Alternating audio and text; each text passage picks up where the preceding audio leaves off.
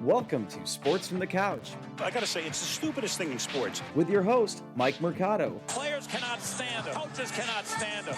Most importantly, the fans can't stand him. Brought to you by Mercado Airwaves. I'm gonna say it once, and hopefully I'm wrong, but it's a disaster waiting to happen. That is so bad, that is absolutely brutal. Hello, friends, and welcome into another edition of Sports from the Couch here on Mercado Airwaves. I'm your host, Mike Mercado. I want to thank you so much for making us a part of your day.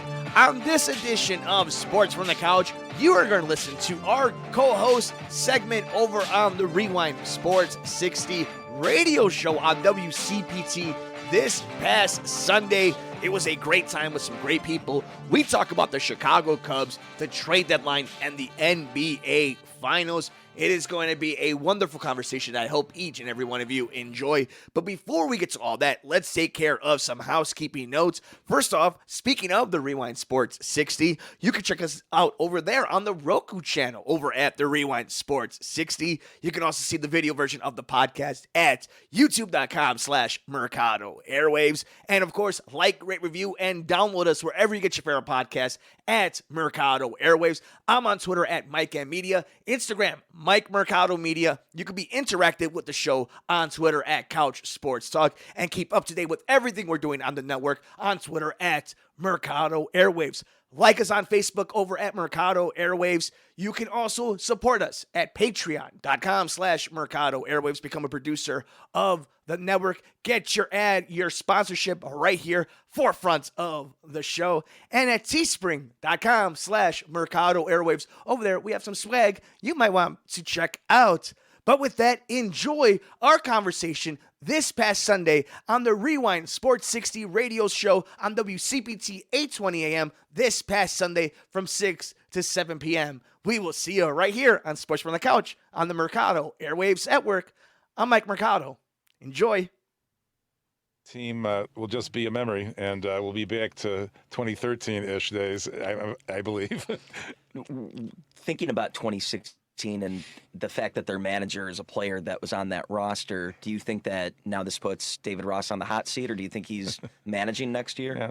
Well, I think that he probably will be back next year. I can't see them firing him at this point because I don't know what his contract is or anything like that, but that might be a factor.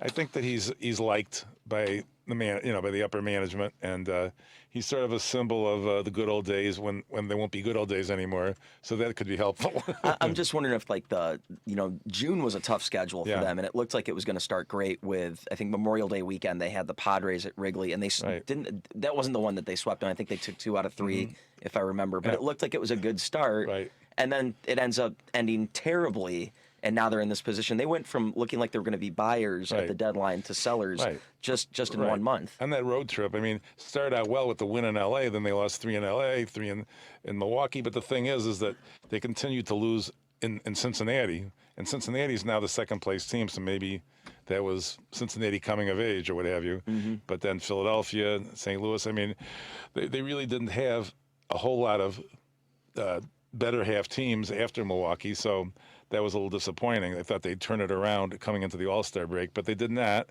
And I think that the consensus is, I mean, what do you get for free agents? Some kind of like low-level draft pick, right? So you might as well, if you think you're going to lose them, you might as well try to get something better. That's the way I see it. No, exactly. They don't have to do a total tear and rebuild by flipping everybody. I think a couple moves, and if they're willing to spend in the offseason, depending on what free agents are available, they might be able to have a decent team next year. Right. I wouldn't have predicted that Peterson would have been the first one to go, though, but that's what happened. No, but I mean, when they signed him to a 1-year deal, and he was like a poor man's Kyle Schwarber, literally. I mean, in the sense how you can kind of slice him and dice him as left-handed outfielders, but they didn't, maybe they kind of undersold themselves on Schwarber. He had a way better year than Peterson. That's right. Well, I mean, again, it was money, but it could be argued that the Darvish deal was not beneficial to them to get Davies. But I guess these decisions are made for other reasons besides the actual talent of the players nowadays, unfortunately. It was a very interesting thing, especially at the beginning of the season, getting rid of you, Darvish. I remember me and Paul talking about how we thought this would be the start of the Cubs rebuild. So I brought in my favorite Cubs fan over here. Yeah. And Paul, just for you, He's not in the studio with us.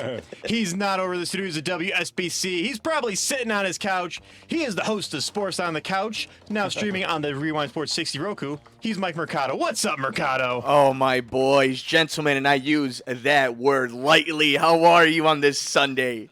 What's going on? Nice you to finally join us after the minor technical difficulties we were having. I blame Paul. That remark. Except for you, of course. I'm speaking mostly about Pause. You know, he's the reason of all these technical issues. We know this already.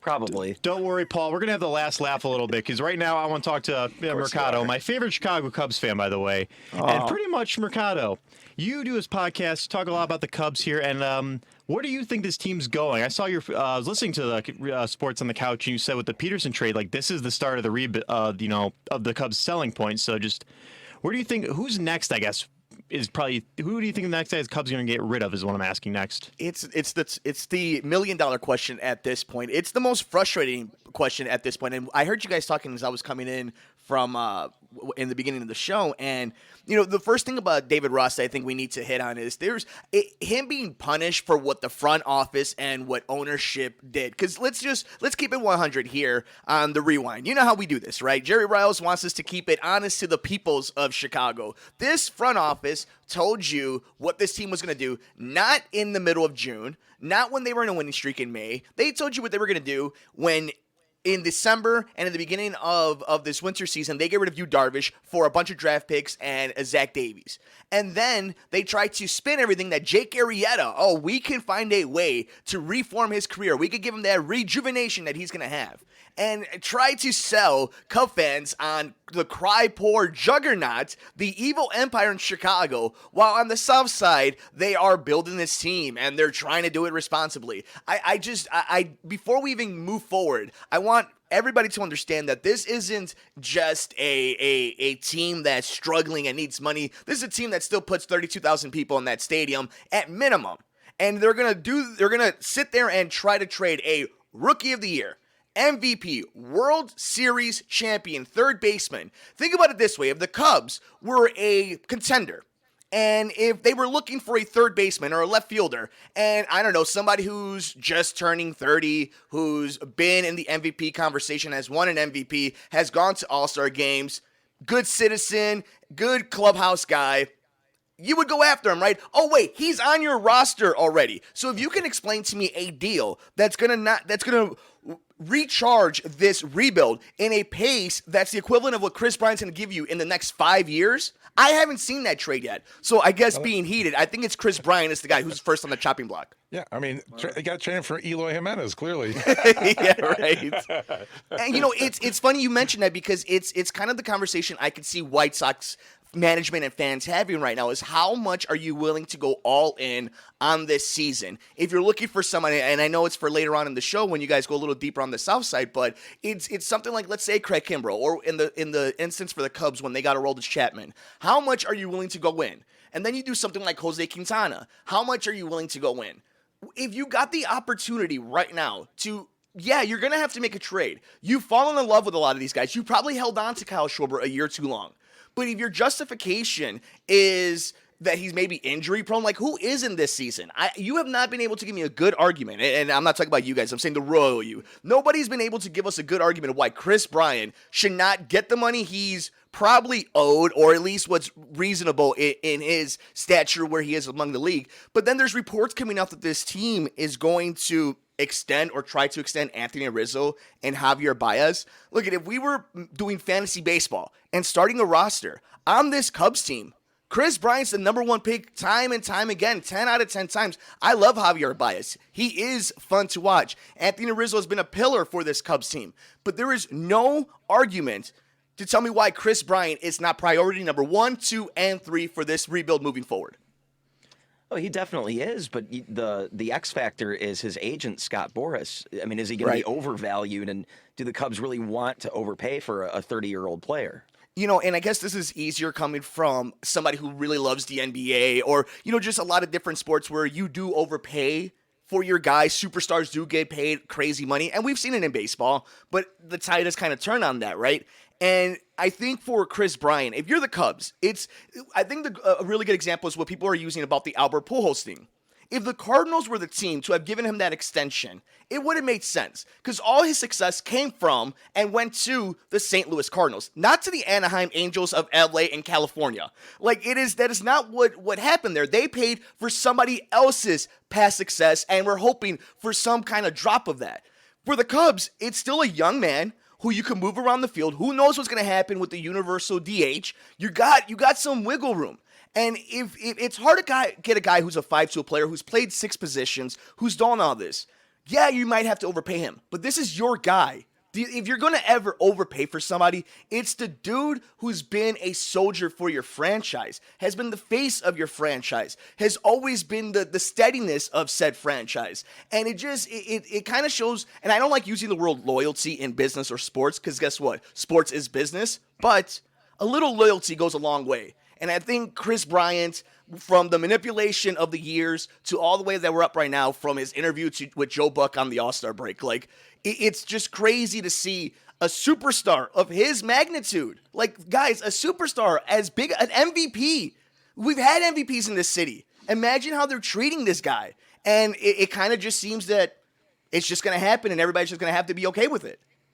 Now, Mercado, I want to play devil's advocate here because you've been saying the Cubs are going for this rebuild here. If they're going for a rebuild, why would they spend so much money on a 30-year-old player like Kris Bryant instead of, 4 or 5 young prospects, fresh out of college? Because it doesn't make sense when you're the Chicago Cubs to do that, the LA Dodgers to do that, the Boston Red Sox, the New York Yankees. Look, I understand they do it, and they live with the storm that comes with it, but it's not a rebuild in the same instance that you will see the Pirates go through, or what Tampa Bay usually goes through, or what Kansas City goes through. You need to retool. You need to get better at your evaluation. The reason you're in this position right now is because you gambled and you lost. But at no point since then have the players that you've brought up developed, other than, guess what, the guy who won an MVP, and the guys that have somewhat had okay careers, you traded away.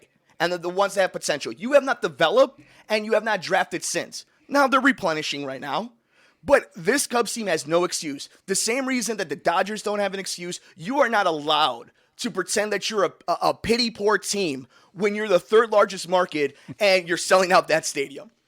Mercado, hey, this is Marver. My man. I think they should pay Bryant the money just because of what they did to him his first year, where they made him send him down so they could keep him an extra year. For that reason alone, they should pay him. And if they don't, they have these young players, Wisdom, who's also 29, and Bote, who's 28, who could step right in. So the replacements aren't as young as some people think, but they do have replacements. If God forbid Baez and Bryant go, they have people that can play the position, and not as well offensively, pretty good defensively. So that might be their thinking, that they have people, that can play the position and they won't pay them the money. That's what I think will happen. And it could totally happen. I think, and Cub fans should know this feeling, though.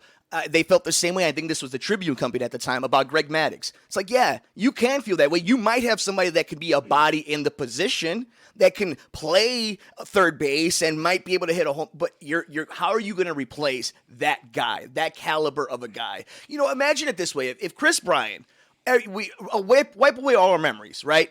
Kris Bryant was playing for the Mets or the Phillies, and he was an upcoming free agent. Normally, the Chicago Cubs, if they hadn't won a World Series, if they hadn't put this rebuild, that is target number 1. A guy who's done it all. And of course, at that point, they would overpay for somebody else's legend. But if you're here, and I use that word legend, obviously just in the terms of a guy who was part of the 2016 World Series team, who still has the goods, who after all the turmoil from the contract disputes, from having to change his batting, and a guy who's made such a wonderful career of it, making adjustments for it, playing all the different positions, having that stressful pandemic season to bounce back. And yeah, it's been a little bit of a slope since, but composes himself. And it's crazy that come at least next season, it seems to me that he'll just be gone. And whether or not any of these trades, pan out, he'll just be gone. And in a time where guys like Marian Hossa are gone, and we just saw what happened with Duncan Keith, eras are ending, and this one just seems a little premature to me. Now, Mercado, this might be a sore subject. If you don't want to answer it, you don't have to. But where do you see Kris Bryant going? And what do you think the Cubs are going to get in exchange? What does this team need to get this rebuild you're talking about? I think Paul and I have talked about this, off mic so many times, and maybe I overvalue Kris Bryant, and I'll be honest about it. Maybe I am overvaluing him. But to me, if somebody like the Phillies or the Mets or Oakland are willing to make a real run at it or trying to get this rental, then you have to ask for everything. I guess the best way to put it is like if you get, I would say $1 for dollar. I would love to get $1.50 for said dollar. But if you could get at least 80 cents on the dollar, I think you have to be happy with that because they put themselves in that position. The Cubs did. The front office did. And to be honest, I think as hard as I've been on the front office, this team did the same thing. When they had that 11-game losing streak, the most ironic thing about that month of June, the Cubs' destiny was sealed in that 11-game losing streak, correct? What would have happened, though, had they not made that move and traded Yu Darvish? Do you think in 2 starts with Yu Darvish, that 11-game losing streak would continue? From that move on, this team has been destined for this moment to see who's going to survive heading into the guillotines.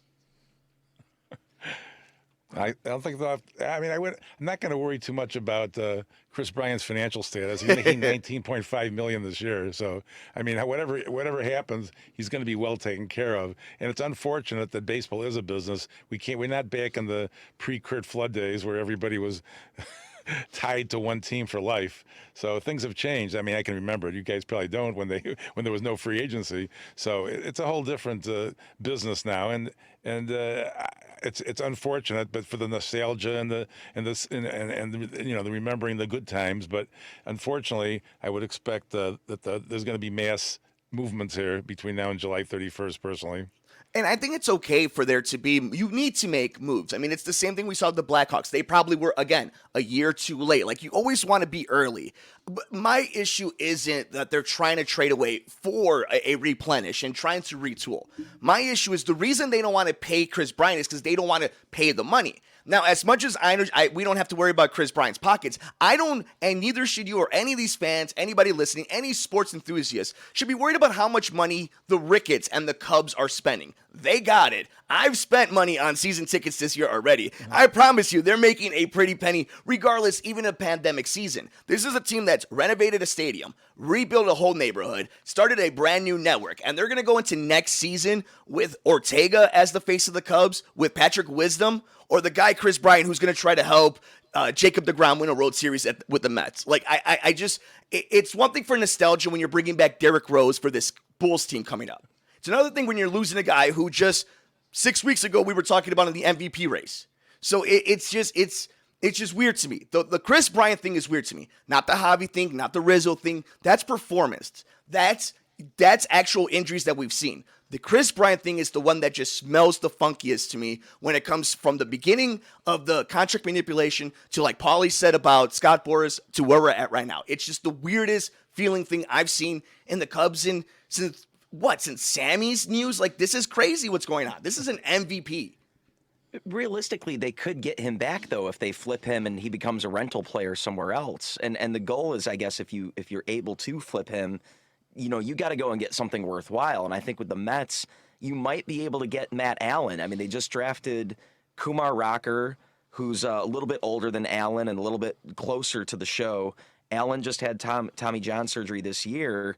You might have a decent right-handed pitcher for the future that either is going to be someone, in the top end of your rotation or someone that's going to be trade value in the future for you. But, at the very least, if you're going to part ways with a player of that caliber, I'm with you where you could build around Chris Bryant, but at the same time, you can't just hope he's going to re-sign with the team and keep him around. So if they can get something for him, that would be great. But, really it's, between Baez and Bryant, that's the one that you're going to land the most prospects or the biggest prospects for. Because I don't think you're going to get it with Rizzo. I don't think you're going to get it with Chafin. And I think Kimbrel you could, but I just don't know how many teams are going to do that big of a rental for a closer, even though, the Cubs won a World Series based on that premise. Paulie, I'm glad you brought that up because I don't know, Marvelous One, if you kind of feel this way too.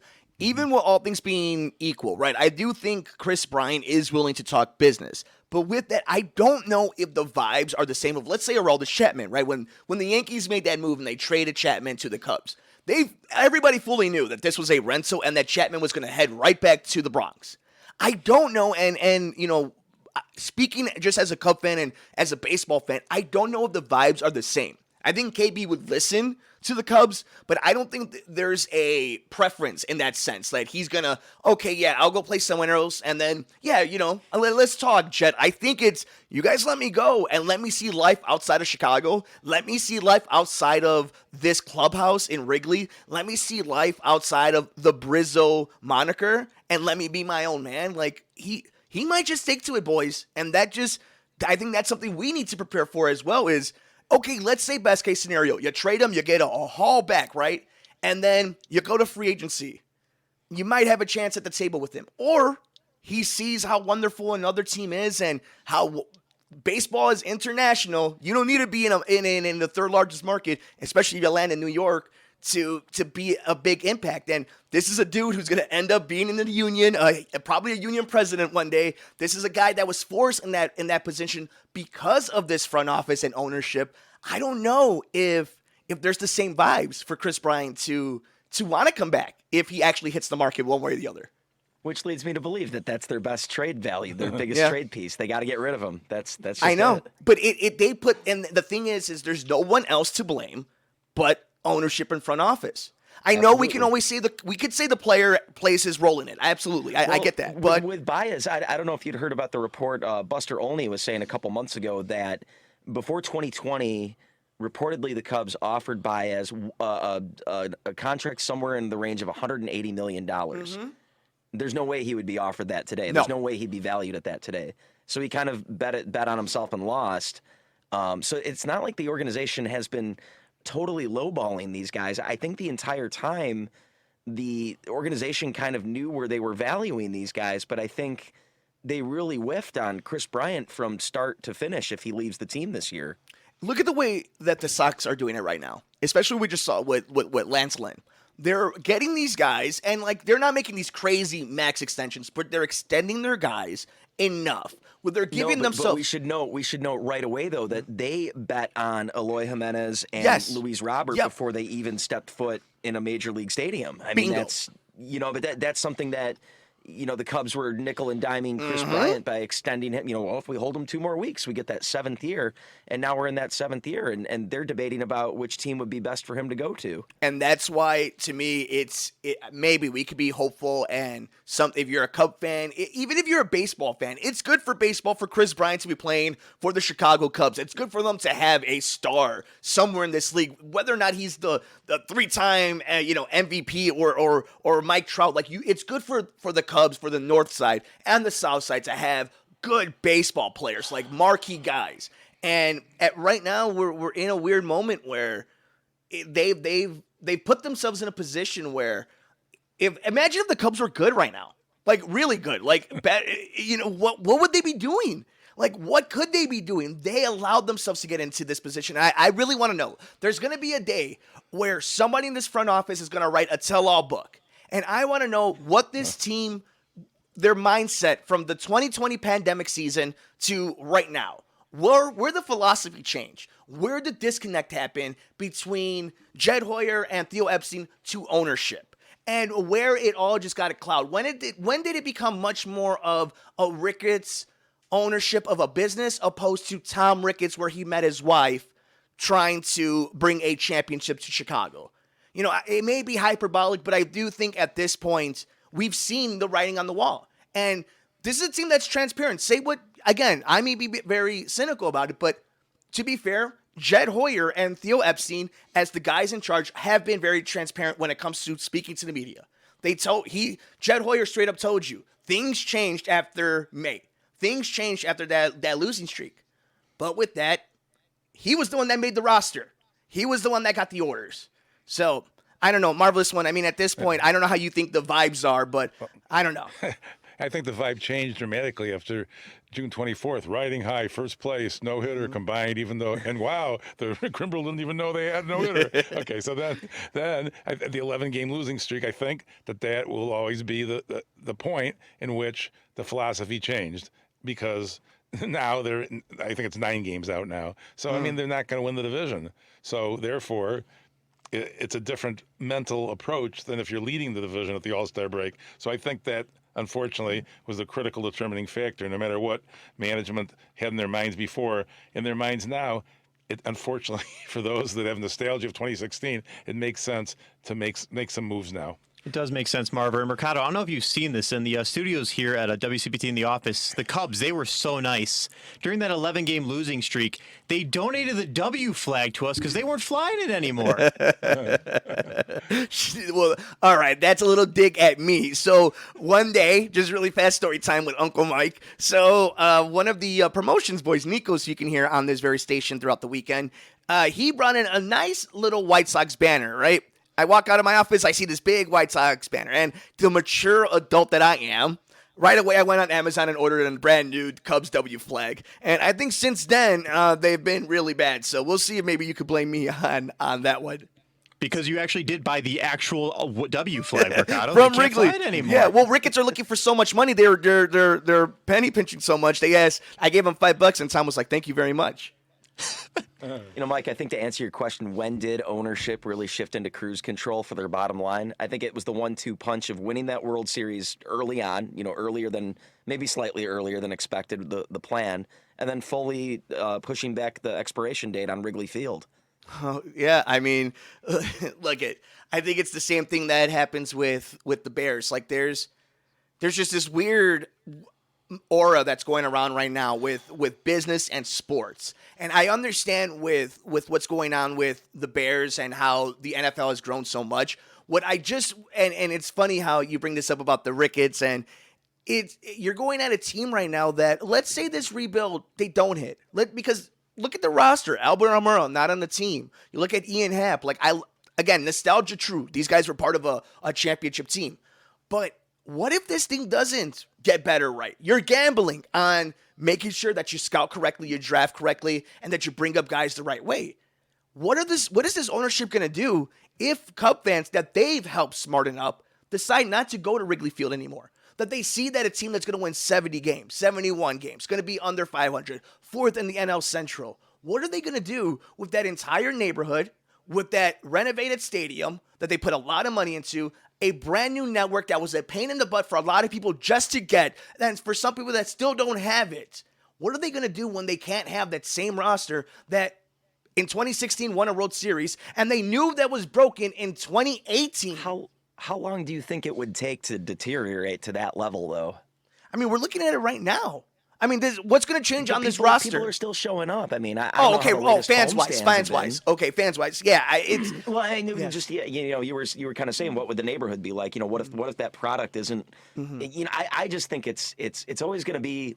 Excuse me, like the Red Sox, even when they were bad, people still go out there because they love the nostalgia. They love Yawkey Way. They love cramming into those tiny seats. And I think you have a better atmosphere at Wrigley that I think, they marketed themselves for so long being the lovable losers that they could do that 2.0 and be like, well, see, you'll be the one telling your grandkids about that Cubs World Series. It's a good point. There is a tourist attraction to Wrigley Field. Let's say you're from Toronto and you get to see Cubs Blue Jays at Wrigley Field. You're right. There is that 20,000 minimum threshold that they're always going to hit nowadays because of the reputation of Wrigley.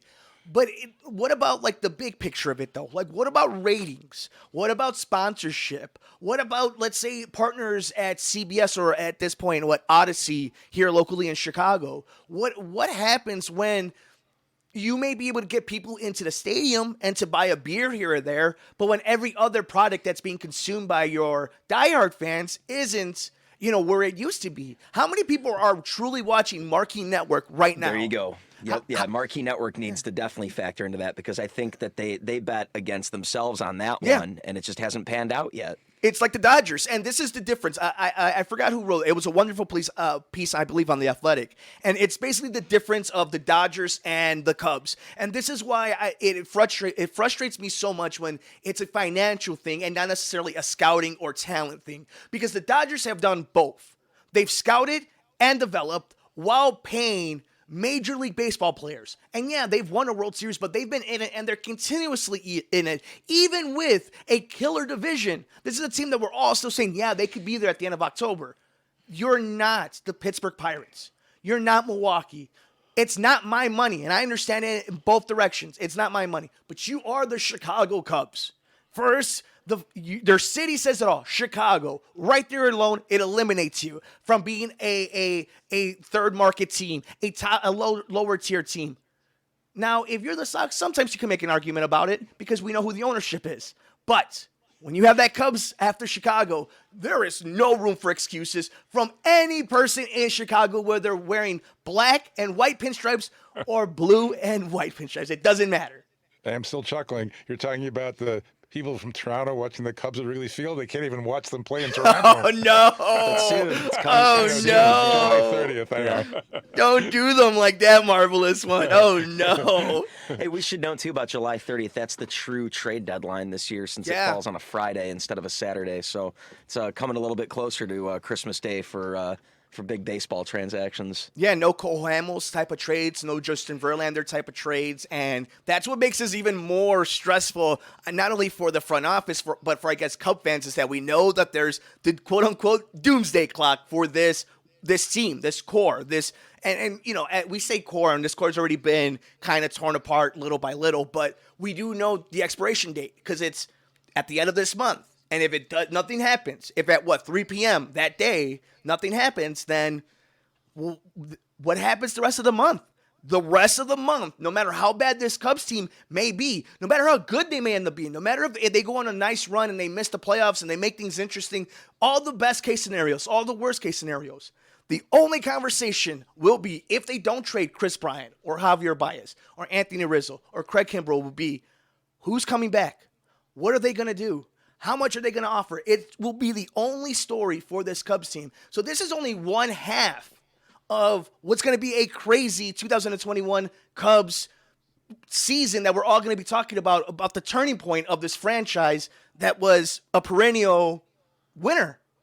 Well, I think if you end up having most or all of these guys after the trade deadline, you're either going to have a really soupy malaise around, because everyone's just wondering who's gunning for the high road and the market, and who's really negotiating with the team, and see if the front office gets panicky and then really does try to overpay for Kris Bryant or somebody just to keep them around and build and attract the fan base with, like, well, hey, we did something, we didn't just leave him high and dry.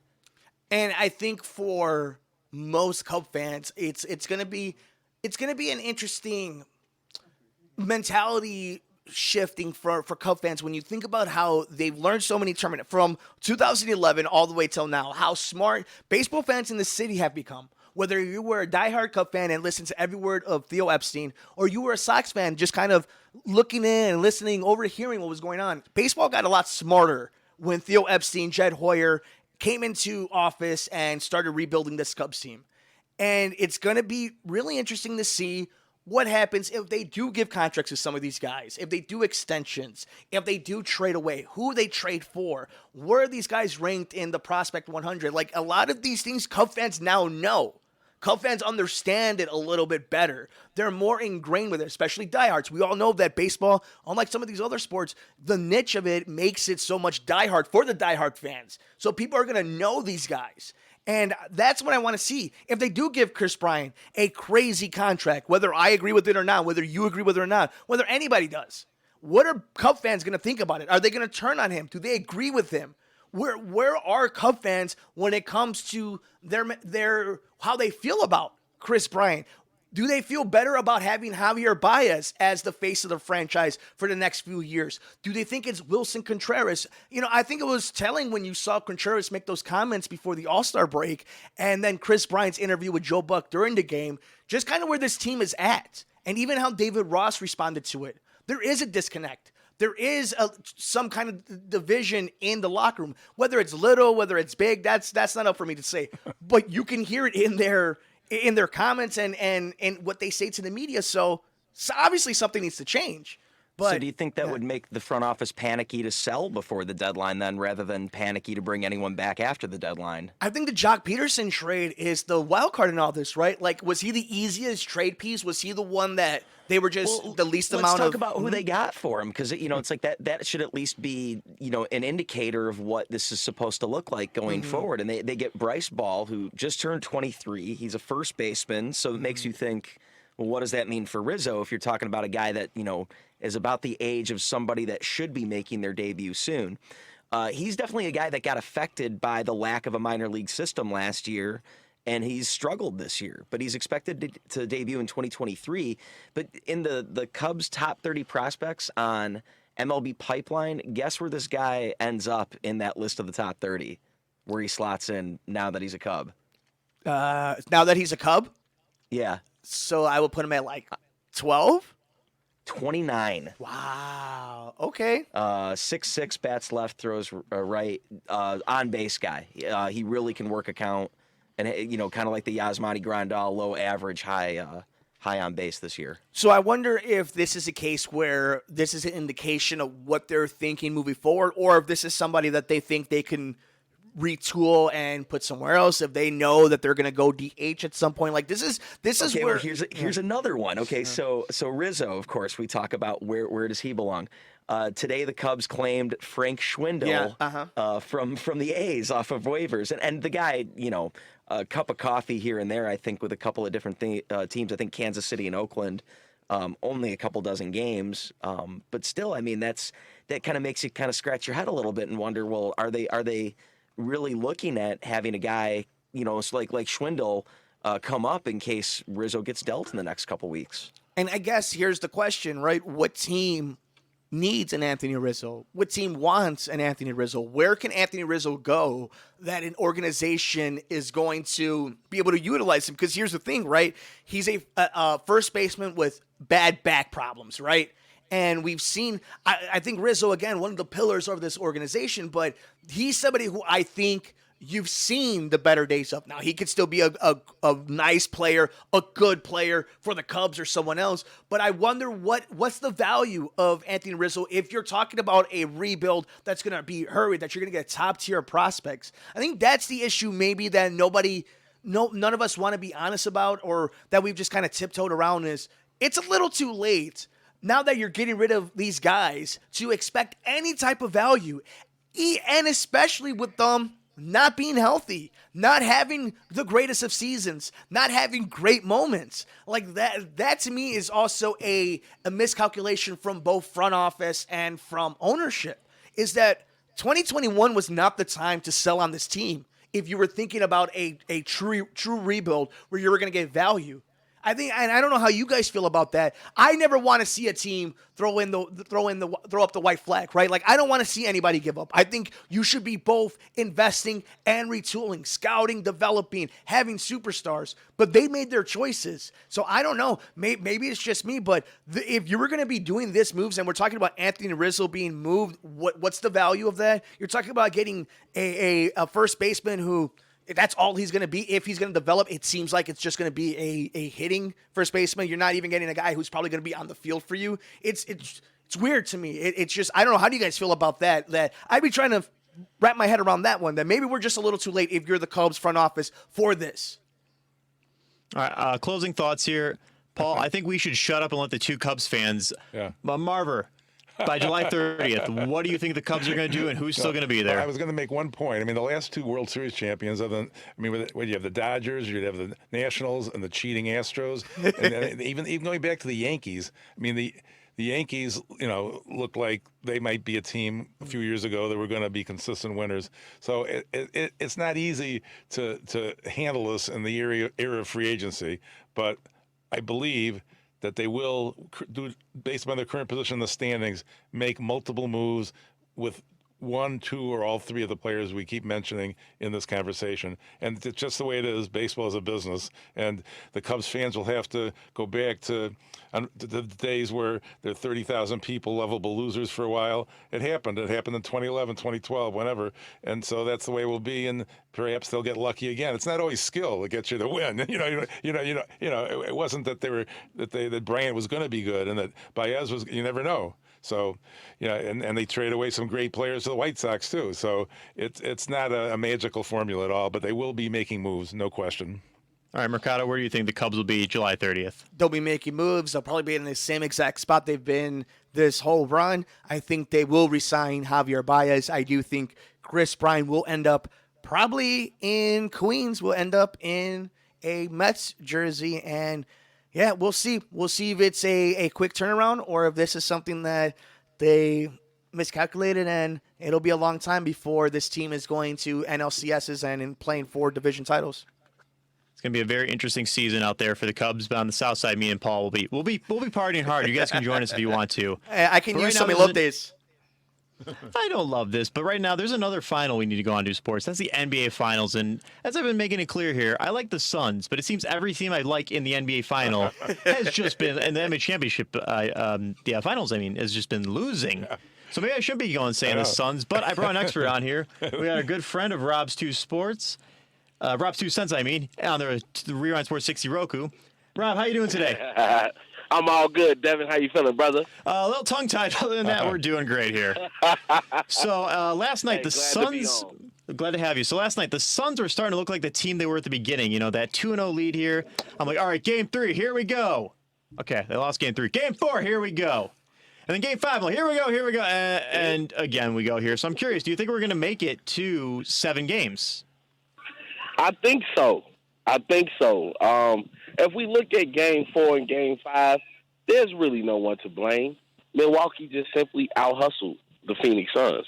If you look at Game 4, the defensive play made by Giannis, the Greek freak, to stop DeAndre Ayton on the alley-oop attempt at the same time while guarding Devin Booker at the top of the key, and to be able to stop on a dime on Devin Booker, to anticipate the alley-oop pass, and then to block DeAndre Ayton at the top of his apex on the alley-oop. That was just beautiful to see.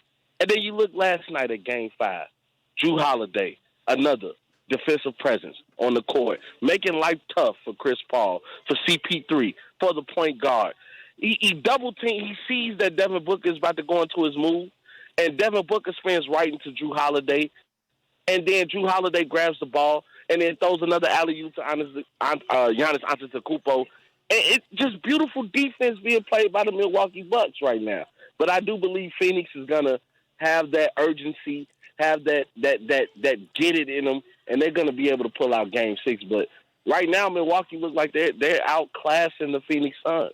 I'm telling you, Devin. And what's going on, Marvelous? How you doing? Hey, how you doing? How about that? Have you ever seen a team score 43 points in a quarter in the playoffs? It happened. Wow. And then 36 in the third. They scored 79 points essentially in a half on yesterday. Unbelievable. You know what? It's a great feeling to see Milwaukee to finally stop playing dumb basketball. Like you clearly see you have an offensive juggernaut in Giannis Antetokounmpo in the paint area. Stop shooting the threes. Beat this team up in the paint. I mentioned that on the last time I was here on the Rewind Sports 60. If the Milwaukee Bucks wants to win this game, they're going to have to stop shooting threes. You're going to have to beat up the smaller team. The injury to Dario Saric, that was a huge injury for Phoenix.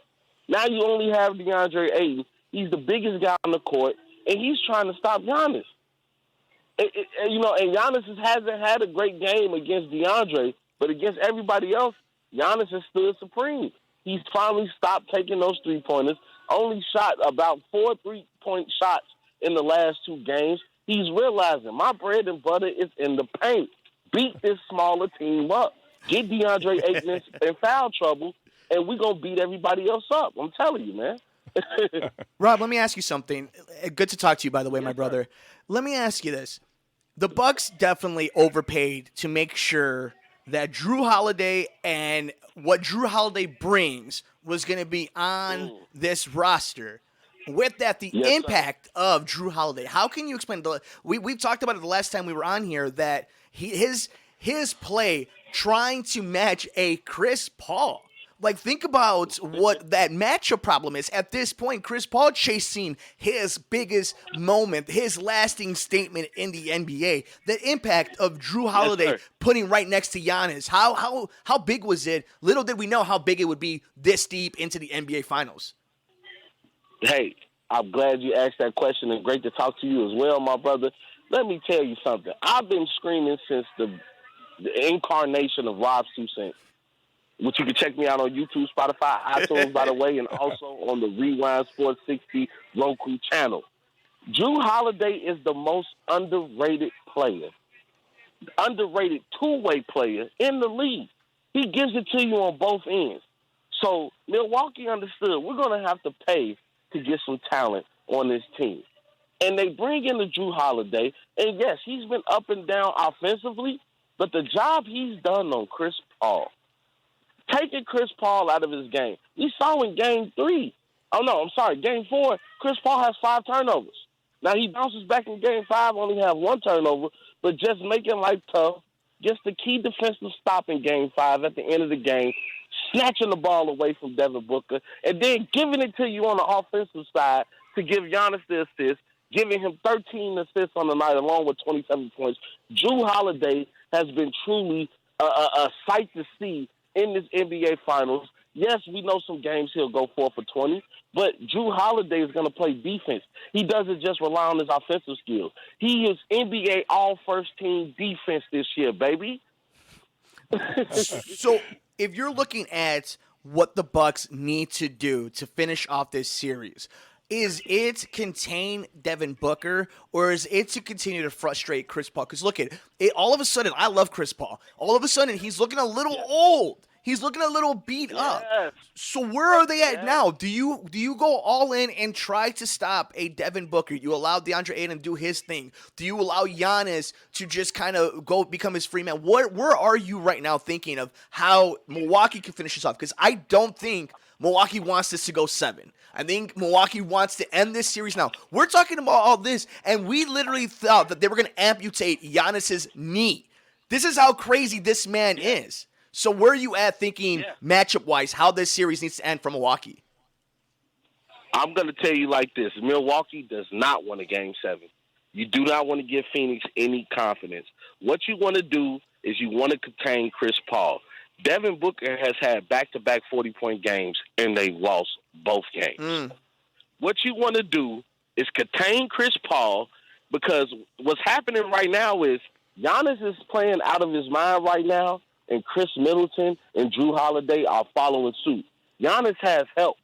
And when you look at Devin Booker, he's had back-to-back 40-point games, and really nobody is stepping up to go along for the ride.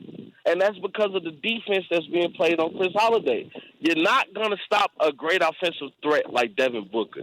He can give it to you from the mid-range. He can get hot occasionally from the three-point line. But as far as mid-range, he's about as deadliest of a player that we've seen since KD and Chris Middleton on the mid-range shot.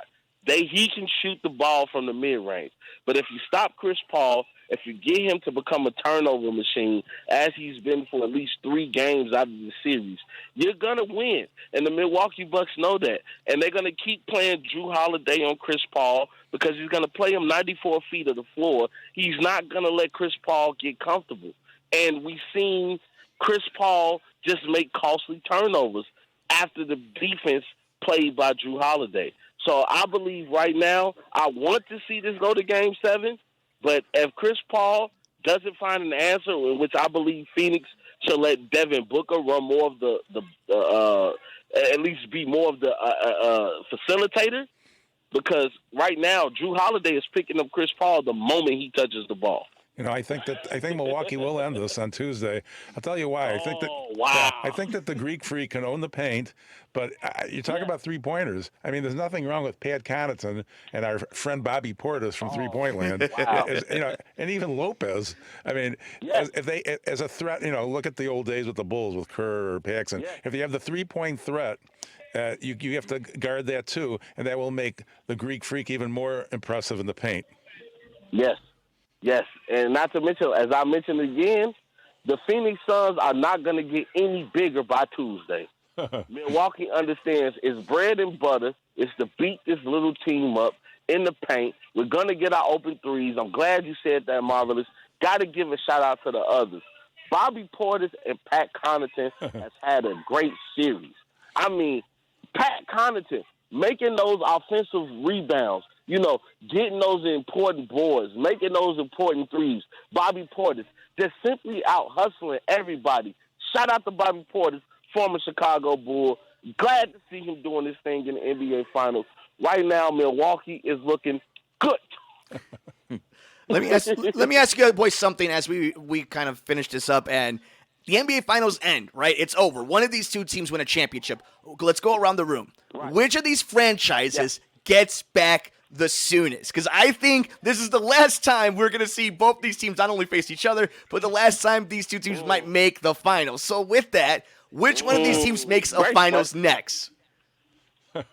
I'd say the Bucks, just because Giannis is probably going to be there for a while. It seems like there's some sort of loyalty, and it seems like they play well at the Fiserv Forum, and now you've just, inspired a fan base to come out and watch you a lot. But I think in the long term, though, Phoenix is just a better market where, if Milwaukee can't get back there sooner than later, Phoenix is the favorite for the long term. Yeah. Anybody else want to answer that before I jump in? Go Marvelous. Funny, who had the best records in each league? The 76ers and the Jazz. That just tells you something. It could be just about anybody. Then the Lakers will always be a threat, of course. So I don't see both these teams coming back. And, of course, you got the Nets. So there's a lot of competition out there. And it won't be the Bulls, but but the ones I just mentioned are very likely to be there instead of these two, I think. Yeah. I'll throw it to my boy Rob really fast. I'm going to go with Milwaukee. Hey. I'll side with Mercado there. Hey, appreciate that, Mercado. Hey, I'm going to tell you like this. I agree with Marvelous. I don't see neither one of these teams being able to make it back. We don't know if Chris Paul is going to be back with the Phoenix Suns at the end of the year. He's getting older. And, if they're able to win a ring, and even if they don't win the ring, he might retire. It might just be enough for this guy. And then you look at the Los Angeles Lakers, you see potential tradings with Lonzo Ball or possibly Damian Lillard forcing his way out of Portland. The Lakers right now is a top market. People still want to play with LeBron, regardless of how AEC looked this past season. The mystique and allure of playing with LeBron James and Anthony Davis, it still looms over people's heads. And they know what the Brooklyn Nets can bring. You're going to see a healthy KD, a healthy James Harden, a healthy Kyrie. So let me just tell you guys, man, I don't see neither one of these teams being back in the finals, at least for probably another 10 to 20 years. All good points, Rob. Again, this is the fastest hour in sports talk radio. We got to wrap it up here, guys. So, Rob of Rob's 2 Cents, thank you for joining us today. Hey, appreciate you, Devin. Appreciate you, Marvelous, man. Hey, everybody. Hey, Mercado, appreciate you as well, sir. And everybody, man, make sure you guys check us out on the Rewind Sports 60 Roku channel, man. We doing big things, baby. Rob's 2 Cents, the Rewind Sports 60. Everything is going great, baby. I'll let you guys later, y'all. Took the words right out of my mouth there, Rob. So, Mike Mercado, thank you so much. The Marvelous One, Dan Marver, and Paul Shivari. I don't have a nickname for you yet, but thank you for joining me. Jerry Riles will be around next week, guys. Stick around for Cliff Kelly. This was the Rewind Sports 60.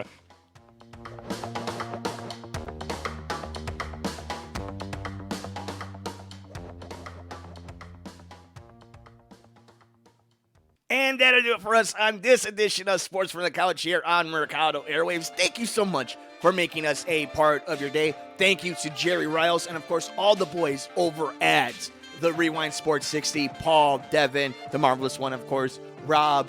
Thank you guys so much, and thank you to each and every one of you for all the support. You can follow us all over the universe. I'm on Twitter at Mike M Media, Instagram Mike Mercado Media. Be interactive with the show on Twitter at Couch Sports Talk, and keep up to date with everything we're doing on the network on Twitter at Mercado Airwaves. Check out the video version of the podcast on Roku.com/The Rewind Sports 60, the Roku app. Of course, it is a wonderful thing that Jerry Riles is building. Shout out to him, and shout out to each and every one of you. You can also check us out on YouTube.com/Mercado Airwaves Network. Make sure you subscribe to us over there as well.